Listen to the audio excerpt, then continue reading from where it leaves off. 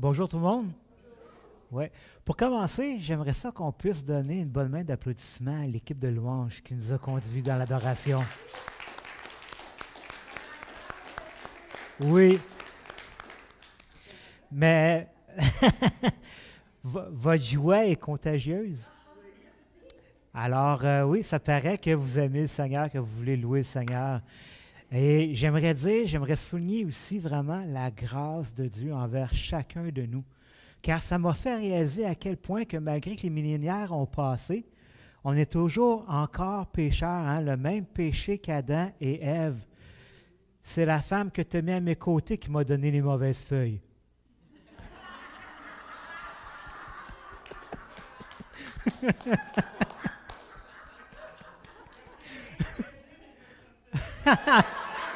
Je viens de l'extérieur, fait que je me permets.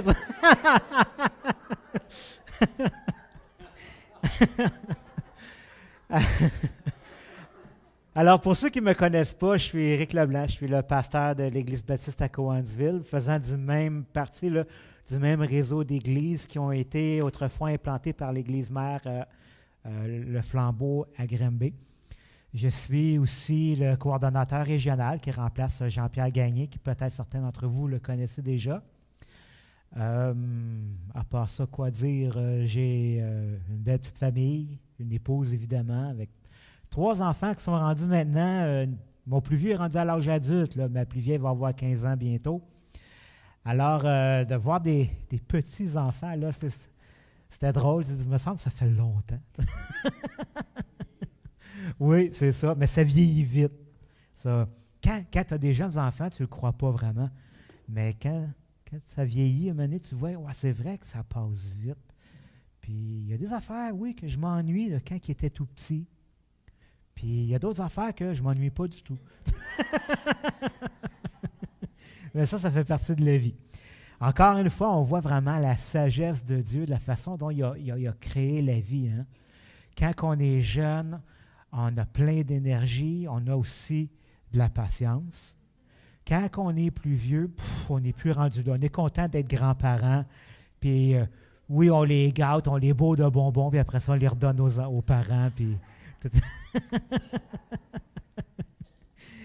Alors, je veux remercier mon frère aussi pour ta présidence ce matin. Je suis toujours épaté de voir comment Dieu prépare l'Assemblée à qu'est-ce qu'il va dire durant, pas juste le sermon, mais au travers les chants aussi, les partages et tout ça. Parce que le message aujourd'hui vient toucher notre identité en Christ. Et est-ce que j'ai ma place un peu dans l'Église ou pas? Me semble que je suis différent. C'est quoi je fais ici? J'ai-tu quelque chose à faire, moi, pour Dieu? Tu sais, Dieu, peux-tu m'utiliser à quelque chose? Peu importe la circonstance, à cause de je ne sais pas, mon âge, ou peut-être j'ai des handicaps, j'ai des problèmes de maladie, ou peut-être il y a d'autres choses qui m'empêcheraient de dire hey, je ne peux pas être à 100% actif pour le Seigneur. Bien, c'est ce qu'on va voir. Excusez.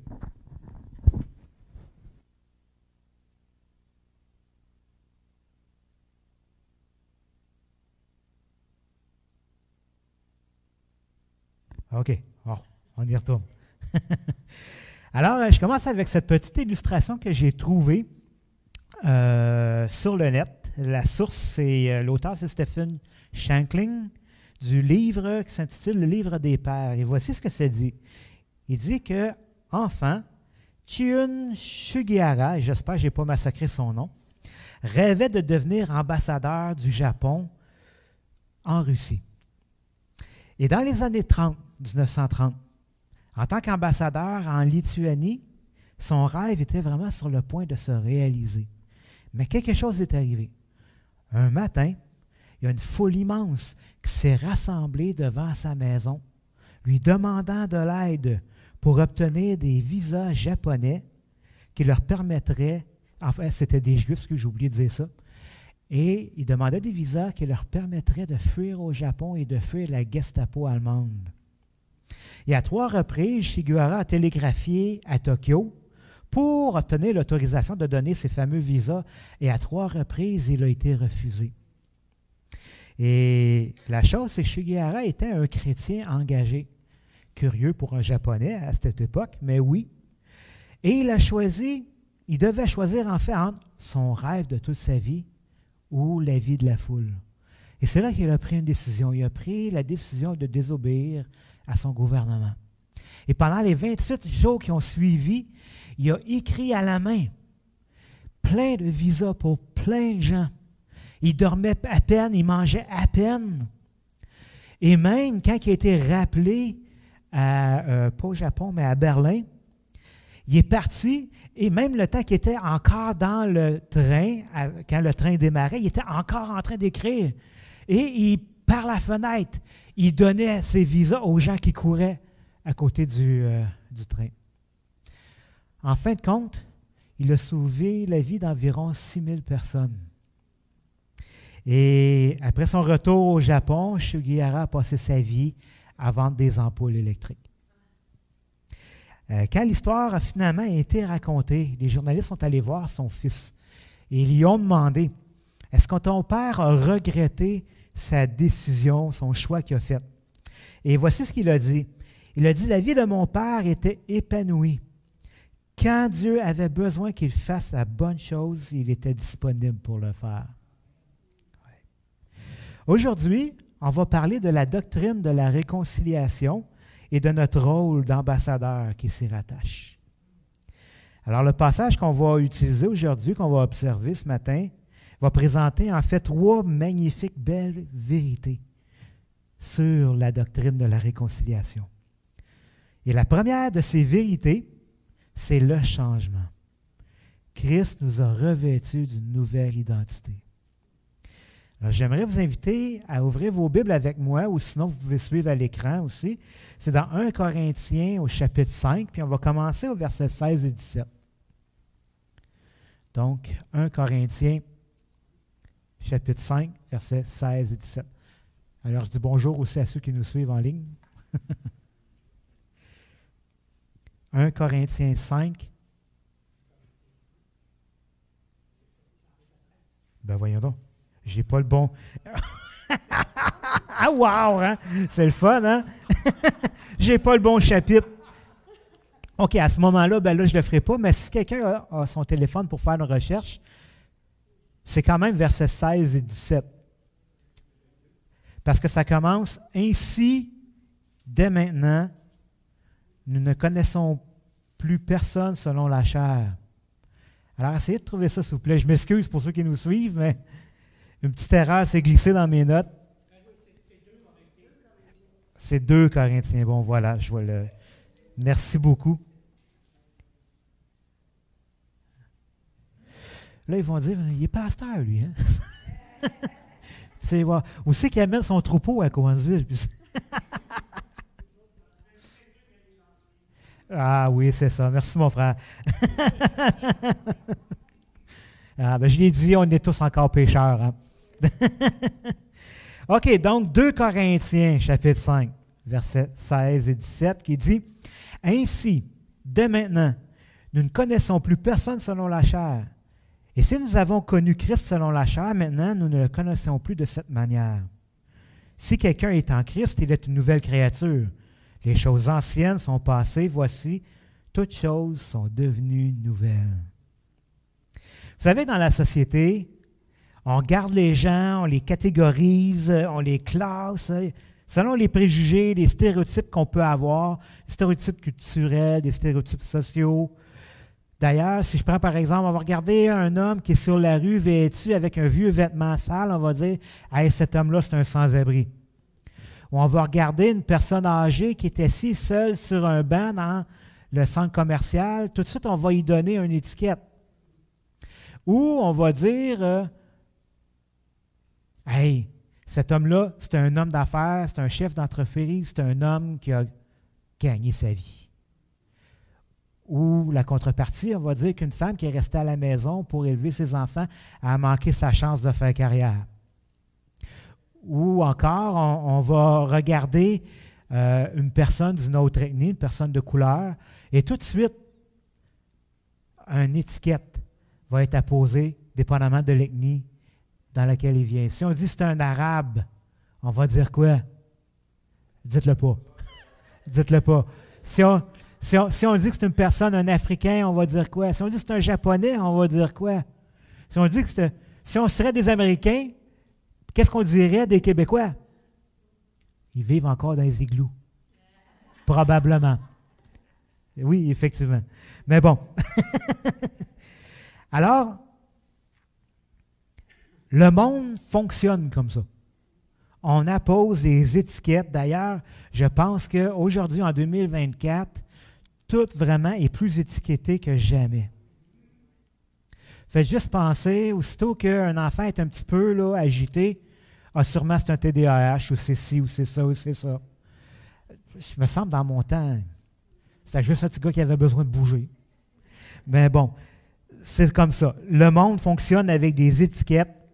On juge les gens, on se fait une idée sur les gens sans vraiment bien les connaître. On les juge selon leur apparence, les recommandations humaines ou les origines sociales ou nationales. Il ne faut pas se cacher, là, c'est un jugement qui est charnel. Les gens aussi ont connu Jésus de cette manière-là, le temps qu'il était sur la terre. Hein, il y en a qui connaissaient Jésus comme étant le fils de Joseph, le charpentier. Il y en a qui connaissaient Jésus comme étant l'enseignant révolutionnaire qui venait de Nazareth. Comme si quelque chose de bon pouvait venir de Nazareth. T'sais. Certains disaient qu'il était prophète. Même il y en a qui allaient dire qu'il était... Excusez. Il y en a qui allaient dire qu'il était l'incarnation du prophète Élie. Il y en a encore qui vont dire c'était le faiseur de miracles, qui était connu comme ça. Hein? T'es un bobo, va voir Jésus. Certains même disaient, hey, imaginez, il y en a qui disaient qu'il était le Messie, le Christ, le fils de David. Aujourd'hui, les historiens, eux autres, qu'est-ce qu'ils disent? C'est que c'est un personnage historique incontournable, mais ils n'avanceront pas plus que ça. Vous voyez, plusieurs étiquettes ont été données à Jésus. Mais maintenant, dès maintenant, pour nous qui avons été sauvés de nos péchés, on ne connaît plus de cette manière. C'est plus avec une vision ou un jugement humain qu'on connaît. Non. On ne connaît plus Jésus comme étant le fils du charpentier. On ne connaît plus non plus comme... mettons que je vais dire comme le monde autour de nous. C'est plus, ou comme les Québécois, c'est plus le petit Jésus. On ne connaît plus Jésus de cette façon-là. Maintenant, on le connaît comme étant le Seigneur, le Christ glorifié, le Fils du Dieu vivant, et on le connaît d'une manière qui est infiniment plus intime et authentique que tout ce que le monde pourrait imaginer. C'est comme ça. Le dernier chant qu'on a chanté, là, on n'aurait jamais pu le chanter si on ne le connaissait pas personnellement. La venue de Jésus, dans le fond, là, a tout changé. Les étiquettes que le monde peut nous donner sur le front, ça n'a plus d'importance, cette affaire-là. Parce que Jésus nous a donné une nouvelle identité. Ça, c'est la réalité. Vous savez, avant de connaître le Seigneur Jésus, j'étais menteur et j'étais égoïste. Et là, il y a peut-être des gens qui vont se dire, « Oh là, j'ai un doute, là, je devrais-tu l'écouter, là, le matin? » Alors, rassurez-vous, parce qu'en Jésus-Christ, je suis devenu un enfant de Dieu. Et en Jésus-Christ, maintenant, je marche dans la vérité de Jésus. Ça, c'est vrai. J'étais aussi, à l'époque, je me souviens, moi, j'ai accepté le Seigneur, j'avais 23 ans. Et à cette époque-là, j'étais j'ai pas peur de le dire, j'étais un pauvre jeune fou qui ne connaissait pas grand-chose, qui était aussi en même temps ridiculisé par les gens qui étaient populaires ou les gens aussi qui réussissaient bien dans la vie. Mais ça, c'est fini. Parce que maintenant, en Jésus-Christ, je suis un prince, héritier du royaume de Dieu. Voyez-vous la différence? En Jésus, tout a changé. Si quelqu'un est en Christ, c'est-à-dire s'il a placé sa foi en Jésus-Christ pour être pardonné, il est véritablement sauvé de ses péchés. Et il appartient à Jésus-Christ. Christ a posé son sceau, le Saint-Esprit. Il nous a scellés pour la vie éternelle. Et ça, c'est la condition pour tout ce qui va suivre après. Alors, celui qui a fait ça, vous et moi, on est devenu une nouvelle créature. Peu importe ce que j'étais avant, je ne suis plus cette personne. Peu importe qui tu étais avant, tu n'es plus cette personne. Cette personne-là, elle est morte à la croix avec Christ. Tu fais maintenant partie du programme de relocalisation du royaume de Dieu. Tu sais, là, vous avez déjà vu ça, des films avec le FBI et tout ça, puis quelqu'un était témoin oculaire de quelque chose de très important, puis là, sa vie est en danger, alors le FBI le relocalise, il l'envoie ailleurs avec une nouvelle identité. Mais le Seigneur a fait pareil avec nous autres. En Jésus-Christ, il nous a relocalisés maintenant, on fait partie de sa patrie, de son royaume, même si pour un temps, on doit être encore ici, sur terre, dans une terre étrangère.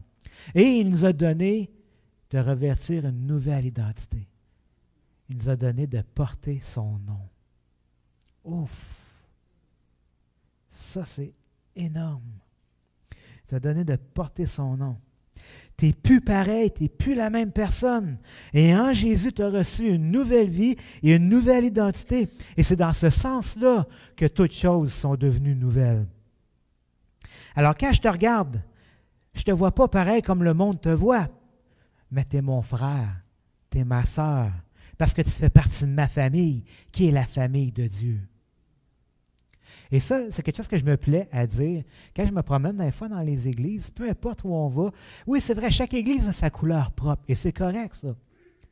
Mais peu importe où est-ce que je rentre, je me sens chez moi. Pourquoi? Parce que c'est la famille. Alors que si je m'en vais dans la famille, dans ma belle famille, la famille à ma femme, qui n'est pas chrétienne, oh là, ouais, il y a un petit malaise parce qu'on ne se connaît pas bien et tout ça. Mais dans la famille de Dieu, c'est pas ça. C'est pas de même. Il y a quelque chose. D'ailleurs, je ne sais pas si vous avez déjà remarqué ça. À un moment donné, tu sais, tu suis un petit peu l'actualité, tout ça, puis tu connais des personnes célèbres, puis à un moment donné, tu entends parler que cette personne-là est chrétienne. Puis là, tu te dis, ah, je le savais. Je ne sais pas pourquoi, là, il y avait quelque chose qui me disait, je le savais. On se reconnaît parce qu'on a le même esprit, l'esprit de Dieu qui habite en nous. OK, là, j'ai dérogé un peu. Alors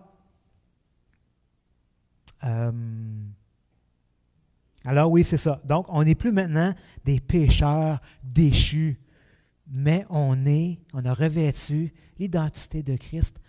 On est des princes et des princesses du royaume de Dieu. Et ça, c'est vraiment important à comprendre. Pour nous, qu'on lui appartient, tout est devenu nouveau. Notre perception de la vie, des choses autour de nous, du monde, des gens, de Dieu, tout a changé pour nous. Ça veut dire maintenant que tu ne regardes plus tes frères et tes sœurs avec des préjugés du monde. Mais oui, ils sont différents. On l'a dit tantôt. Pourquoi que je fit ici? Me semble, ça ne me ressemble pas. C'est vrai. Mais vous savez quoi? Il y a un passage dont je ne me souviens pas par cœur la référence, mais qui dit que Dieu a fait connaître aux êtres célestes l'infinie variété de sa sagesse à travers l'Église. Pourquoi? Parce qu'il a pris une bande de pécheurs maganés, disparates, qui n'avaient rien qui tenait ensemble. Il les a mis ensemble, il les a collés ensemble par le Saint-Esprit. Puis ça marche. Les anges regardent ça, puis ils font Quoi? Je ne comprends pas. Ben c'est ça. Ça, c'est la sagesse infinie et variée de Dieu dans l'Église. L'Église, c'est quelque chose qui est super, super important. C'est précieux. C'est la prunelle des yeux de Dieu. Jésus a donné sa vie pour chacun de nous. Mais pas pour qu'on reste chacun de notre côté, tout seul, mais pour nous assembler ensemble. Comme un berger fait d'ailleurs. Okay. Donc, peu importe ce que tes frères ou tes sœurs ont pu être dans leur ancienne vie, à cette heure, ça n'a plus d'importance. Oui, peut-être qu'un ex-détenu rentrerait ici, peut-être qu'il y aurait quelques malaises, mais l'amour de Christ nous presse à passer par-dessus ce malaise-là et de l'accueillir avec son amour.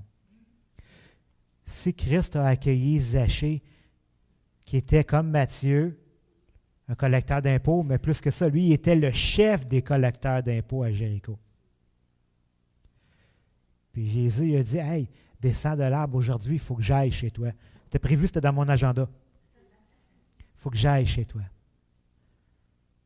Alors, celui qui a fait des gaffes dans sa vie, mais qui est appelé par Christ, c'est pour qu'on l'aime, pour qu'il soit aimé par Christ. Okay. Maintenant, l'impact que ça a aussi pour nous-mêmes. Notre identité, un peu comme je disais tantôt, je ne sais pas d'où tu viens, je ne sais pas qu'est-ce que tu as fait dans ta vie, mais tu n'es plus la même personne. Et tu ne dois plus te voir comme cette personne-là, parce que Christ t'a redonné ta dignité en lui, en sacrifiant sa vie pour tes péchés.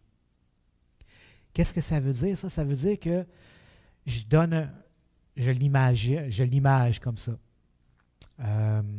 Mettons justement un sans-abri, un clochard qui vit, il survit, peut-être c'est un homme qui boit ou une femme qui se drogue ou peu importe, puis pas d'espoir, puis elle a accepté son sort, puis elle vit ce style de vie-là, et Christ vient dans sa vie. Il la libère. Il lui dit maintenant,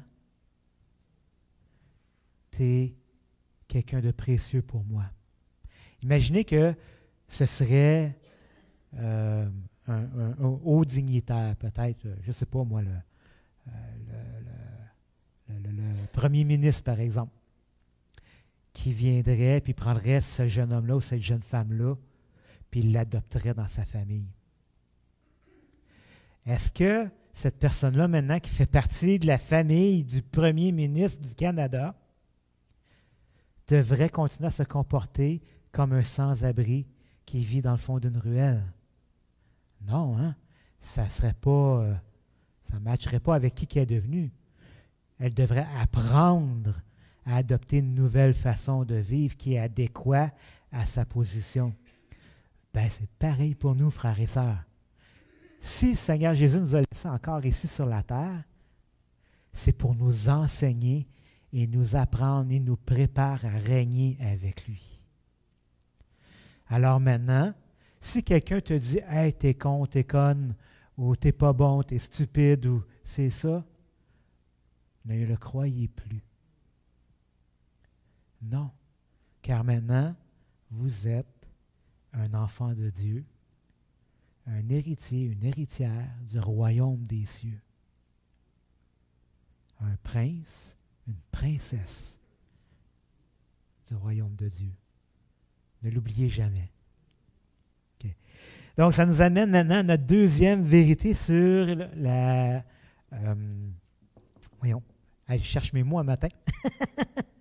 Pas la théologie, mais sur la doctrine. Merci. Doctrine de la réconciliation, c'est le moyen par lequel Dieu a fait de nous une nouvelle créature. Et le moyen qu'il a employé, c'est que Dieu a réconcilié le monde avec lui-même. Alors, on va continuer notre texte 2 Corinthiens, chapitre 5, versets 18 et 19.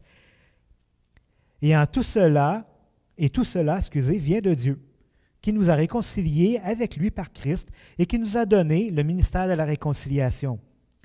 Car Dieu était en Christ, réconciliant le monde avec lui-même, en n'imputant point aux hommes leurs offenses, et il a mis en nous la parole de la réconciliation. Alors, cette nouvelle identité qui nous a été donnée, elle nous provient de Dieu. On n'a rien fait, nous autres, pour ça. Il n'y a rien que tu as pu faire pour te changer toi-même. Tout ça, ça vient de Dieu. C'est Dieu qui t'a attribué ce changement-là, cette transformation-là. Et ici, Paul, il nous rappelle le moyen que Dieu a employé pour nous transformer, puis nous octroyer cette nouvelle identité. Dieu nous a réconciliés à lui-même par Jésus-Christ. Et voici comment un New and Concise Bible Dictionary résume l'admirable doctrine de la réconciliation. Alors, c'est une traduction francophone. Par la mort du Seigneur Jésus sur la croix, Dieu, dans sa grâce, a supprimé la distance que le péché avait introduite entre lui et l'homme. Il l'a fait pour pouvoir accepter favorablement toute chose qui lui serait présentée en Christ. Les croyants sont déjà réconciliés par la mort de Christ pour être présentés devant Dieu, saints, sans tache et irréprochables, comme une nouvelle création. Dieu était en Christ lorsque Christ était sur terre, réconciliant le monde avec lui, n'imputant point aux hommes leurs offenses. Maintenant que l'amour de Dieu a été pleinement révélé à la croix, le message est proclamé dans tout le monde entier. Il conjure les hommes d'être réconciliés avec Dieu. Le but est que Dieu trouve son plaisir dans l'homme, dans la femme aussi. Dieu avait nullement besoin, ça c'est important de le comprendre, Dieu avait nullement besoin de se réconcilier avec nous. Mais nous, on avait absolument besoin de se réconcilier avec lui. Dieu ne doit rien du tout, mais nous, on lui doit tout. Jésus, le Christ étant divin, Dieu le Père réconciliait le monde par lui, à travers lui, dans la personne de Jésus, son Fils. Et ça, c'est une vérité extraordinaire. Puis, ça va faire couler de l'encre, ça a fait couler de l'encre, ça va continuer à faire couler de l'encre, parce qu'il y a tant à dire sur ça. Mais pour ce matin, on va continuer. Puis, à nous qui avons cru en lui, en son sacrifice à la croix pour nous, ben, il nous a donné cette nouvelle identité et cette nouvelle vie. Mais il a déposé à l'intérieur de nous aussi le message divin de la réconciliation. Donc, Dieu ne nous a pas donné seulement une nouvelle vie puis une nouvelle identité, mais il a inscrit son message de réconciliation dans notre nouvel ADN spirituel. Et ça va nous amener à notre troisième et dernier point, notre troisième et dernière vérité, qui est le résultat de la réconciliation. Dieu a fait de nous des ambassadeurs de réconciliation. Est-ce que vous pouvez vous imaginer le privilège? Non seulement Dieu nous a Dieu nous a sortis de la boue, il nous a complètement lavés, il nous a vêtus de ses habits royaux, il a mis à notre doigt la bague royale, sur notre tête la couronne royale. Il a dit maintenant, tu es mon enfant, tu es mon fils, tu es ma fille. Mais en plus de ça, il nous donne le privilège de le représenter. Maintenant qu'on est mort au péché, le Seigneur nous a relocalisés dans son royaume. Il nous a donné, oui, cette nouvelle vie, cette nouvelle identité, puis il a fait de nous des ambassadeurs officiels de son royaume sur cette terre qui est étrangère. Car on sait tous que cette terre est sous la puissance du prince de l'air et toutes les valeurs du monde vont à l'encontre des valeurs du royaume de Dieu. Mais tous ces gens qui sont là, pécheurs, perdus, c'est tous des gens que Dieu a créés et qu'il aime. Et son cœur souffre de les voir égarés comme ça. Alors, on est devenus les représentants officiels du gouvernement céleste de Christ. On est ses ambassadeurs. Et par définition, un ambassadeur, c'est un fonctionnaire de l'État. Il va représenter son gouvernement dans un pays étranger. D'ailleurs, Paul, lui, considère toujours le ministère chrétien comme une vocation qui est élevée et noble. Alors, d'être chrétien, s'il vous plaît, arrêtez de dire « pauvre petit moi, pauvre petit chrétien ». Non, encore une fois, tout est dans la compréhension de ta nouvelle identité. Je suis maintenant un haut dignitaire. Ça ne veut pas dire que tu te promènes comme ça, là. Non. Christ n'a pas fait ça, on ne fait pas ça non plus. Mais dans notre identité, vraiment, maintenant, on a une vocation qui est noble et élevée. Et ici, Paul nous compare des ambassadeurs chargés de représenter Christ au monde parmi lequel on vit. On est des porte-paroles de Dieu et Dieu exhorte le monde à travers notre intermédiaire. Mais il y a une différence entre nous, les ambassadeurs du royaume de Dieu, et les ambassadeurs qui sont dans le monde. On n'est pas comme les ambassadeurs du Canada qui sont au Japon, par exemple. Parce que généralement, on n'imagine pas ces hauts dignitaires être en train de supplier les gens. Hein? C'est plutôt le contraire. Hein? Quand tu as besoin d'un visa et tu veux l'avoir vite, il faut que tu te mettes à genoux. Là. Mais bon, on n'est pas comme les ambassadeurs de ce monde. Mais pour nous, c'est la gloire de l'Évangile de présenter Dieu à genoux et intercédant auprès de Dieu en suppliant les hommes. On vous en conjure, soyez réconciliés avec Dieu. Et si l'inimitié est encore là entre l'homme et Dieu, ce n'est pas de la faute de Dieu. C'est entièrement la faute de l'homme. Parce que Dieu, lui, a renversé toutes les barrières afin de rendre possible cette communion intime entre lui et les hommes. Alors, s'il y a encore des rebelles, ce n'est pas de la faute de Dieu. Parce que le Seigneur, lui, a fait tout ce qui est en son pouvoir. Il ne reste juste à l'homme maintenant qu'à déposer les armes, à mettre fin à leur révolte et à se réconcilier avec Dieu. Tout est là, la table est mise. Ça, c'est le message que Dieu veut que chaque être humain puisse connaître afin qu'il soit sauvé. Est-ce que tous vont accepter ce message-là? Non, on sait que non. Mais Dieu nous envoie, par exemple. Il veut s'assurer que chacun l'ait au moins entendu, qu'il en soit conscient. C'est le message de la réconciliation. Puis Dieu nous envoie pour être ses ambassadeurs, pour répandre cette bonne nouvelle-là parmi le monde, afin qu'eux aussi, ils entendent, qu'eux aussi, ils croient, qu'eux aussi soient sauvés, changent d'identité et deviennent eux aussi des ambassadeurs pour son royaume. Et j'aimerais, dans le texte, mettre une petite clarification aussi. Quand Paul dit « Celui qui n'a point connu le péché, il l'a fait devenir péché pour nous, afin que nous devenions en lui justice de Dieu. » Paul n'était pas en train de dire là, que Jésus est devenu pécheur sur la croix. Ça, je veux juste mentionner ça. Mais il a porté nos péchés du monde, nos péchés et le péché du monde sur la croix, afin de les clouer et de les mettre à mort sur cette croix maudite. Parce que le Fils bien-aimé a porté la malédiction du péché. Il l'a porté sur lui. Pourquoi? Afin que sa justice, on peut la recevoir à travers lui. De cette façon-là, maintenant, Dieu peut nous regarder. Lui aussi, il va nous apposer des étiquettes. Hein, saviez-vous ça? Il va dire justifié, pardonné, aimé, réconcilié. Il va dire quoi d'autre aussi? Aidez-moi donc un peu. Adopté. Glorifié, oui. Parce qu'on règne déjà dans les lieux célestes, même si c'est plus tard qu'on va voir toute la manifestation de tout ça. Mais oui, hein, maintenant nous sommes dignes. Pas parce qu'on a fait de quoi digne, parce que lui nous a déclarés dignes. Et ça, c'est la base doctrinale de la réconciliation. C'est le fondement sur lequel s'appuie toute la grâce éternelle de Dieu envers nous.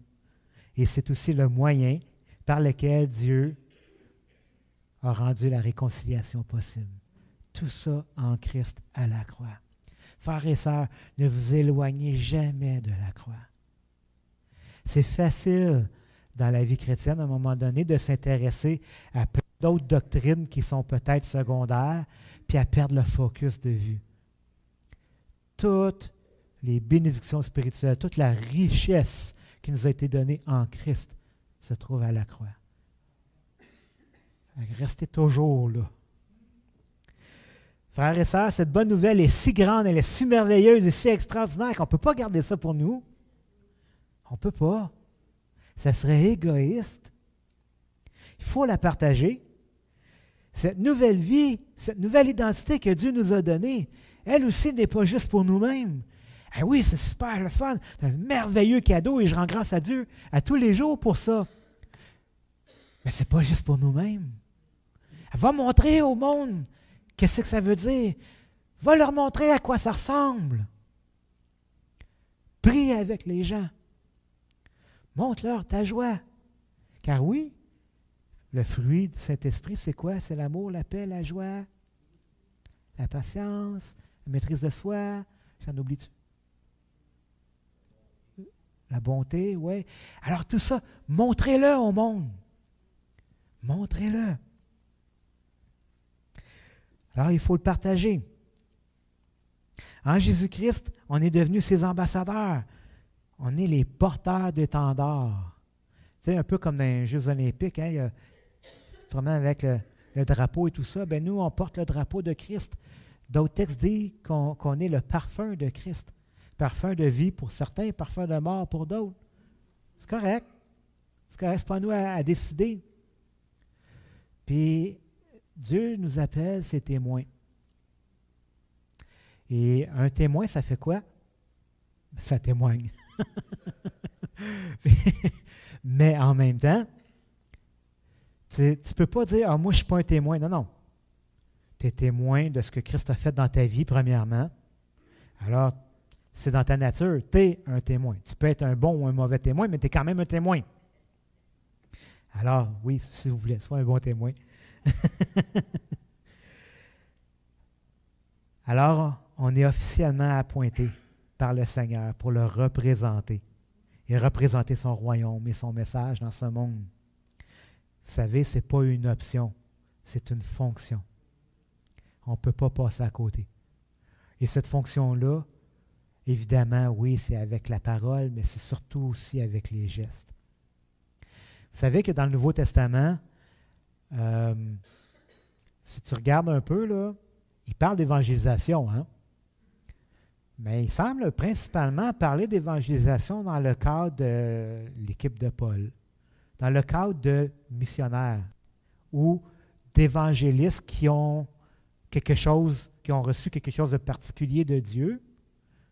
Mais il dit, par exemple, de prier pour tous les hommes, puis ça, c'est pour toute l'Église, puis même d'être prêt à défendre notre foi avec amour et avec, pas humilité, mais c'est quoi le mot déjà? Douceur. À quiconque demande, c'est comment qu'il dit, demande raison de notre foi. Alors, c'est notre responsabilité à chacun, oui, de parler, mais principalement, ce que je vois, Paul exhorte continuellement dans chacune de ses épîtres à avoir un bon témoignage. C'est quoi avoir un bon témoignage? De vivre d'une manière digne de la vocation qu'on a reçue en Christ. Alors, quand tu te trouves avec des gens, autour de gens qui ne connaissent pas le Seigneur, évidemment, si la porte s'ouvre pour lui parler du Seigneur, t'en parles. Si la porte s'ouvre, écoute, prends-la, là. Mais la première chose, montre-leur par ta personne la différence. Hein? Fais aller un peu ce parfum-là. Là. Voilà. Alors, en conclusion, Christ nous a revêtus d'une nouvelle identité. Premier point. Deuxième point, Dieu a réconcilié le monde avec lui-même. Et troisième point, Dieu a fait de nous ses ambassadeurs de la réconciliation. Alors, ce matin, réalises-tu qui tu es devenu en invitant Jésus-Christ dans ta vie, en l'invitant à venir habiter dans ton cœur? Ce n'est pas juste pour toi. Tu n'es plus la personne que tu étais avant de le connaître. Tu es maintenant une nouvelle créature. Tu ne vois plus ni Jésus, ni les gens, ni le monde comme avant. Tout est devenu nouveau. Tout est devenu nouveau. Tu vois maintenant comme Jésus voit, parce que c'est les yeux de Christ qui voient à travers de toi. C'est son cœur qui bat en toi et c'est son esprit qui conduit tes pas. C'est vrai? Amen. Tu es un ambassadeur de la réconciliation en Jésus-Christ pour le royaume de Dieu.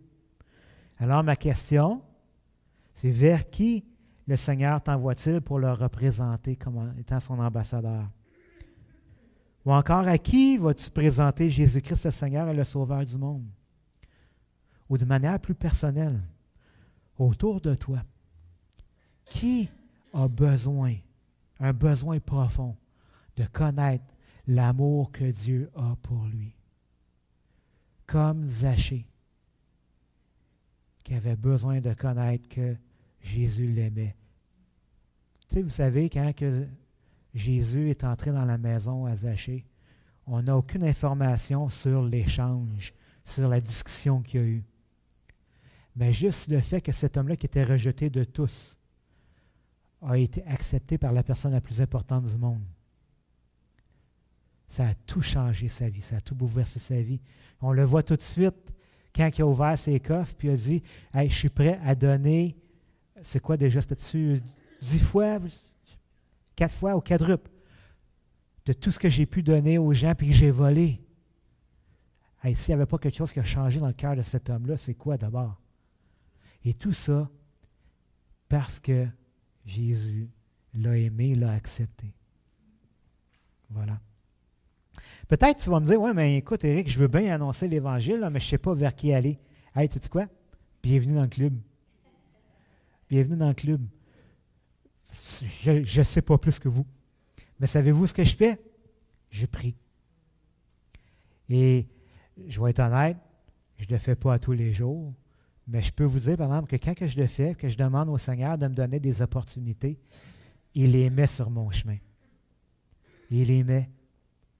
Puis, c'est intéressant vraiment de voir, quand que je me mets à parler dans ces opportunités-là, je suis émerveillé de voir qu'est-ce que Dieu fait dans le cœur des gens que je rencontre et qui écoutent.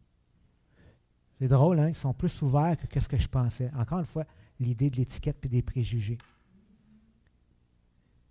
Fait que c'est vraiment, vraiment le fun de travailler avec Dieu comme son ambassadeur. Tout ce que tu as à faire, dans le fond, là, c'est de dire, Seigneur, me voici, je suis disponible. Tu connais mon emploi du temps, tu connais mon horaire, tu connais mes relations humaines et tout ça, tu connais tout ça. Je veux juste dire dans mon cœur, là, je me rends disponible. Quand tu veux, où tu veux, ça arrivera comme tu veux. Mais me voilà. Amen. Amen. Alors prions. Seigneur bien-aimé, c'est grand ce que tu as fait avec nous. Seigneur, à chaque fois que je lis, Seigneur, dans les évangiles et que Paul il dit que Dieu m'a jugé digne de le servir, alors qu'il était un persécuteur de l'Église, le moindre de tous les apôtres. Mais tu l'as jugé digne. Seigneur, chacun d'entre nous ici, on sait très bien qu'on n'est pas digne de rien, mais que le roi des rois nous a déclarés dignes. Tu nous as redonné notre dignité, Seigneur, qu'on n'avait pas. Puis maintenant, tu nous envoies avec cette dignité-là. Va et montre aux autres qu'est-ce que j'ai fait pour toi. Montre aux autres comment je les aime, ce que je veux faire pour eux. Merci, Seigneur, pour ce rôle important d'ambassadeur et d'ambassadrice. Seigneur, on veut tout simplement être disponible parce que de toute façon, c'est écrit dans Éphésiens que les bonnes œuvres, c'est toi qui les as déjà placées d'avance sur notre route afin qu'on les pratique. Fait qu'on n'a pas besoin de stresser avec ça. Ils sont déjà là, ils sont déjà planifiés. Seulement, Seigneur, rends notre esprit et notre cœur un peu comme un radar, là. Et quand ça va être le temps qu'on entende ton bip sur le radar et qu'on obéisse, au nom de Jésus. Amen. Amen.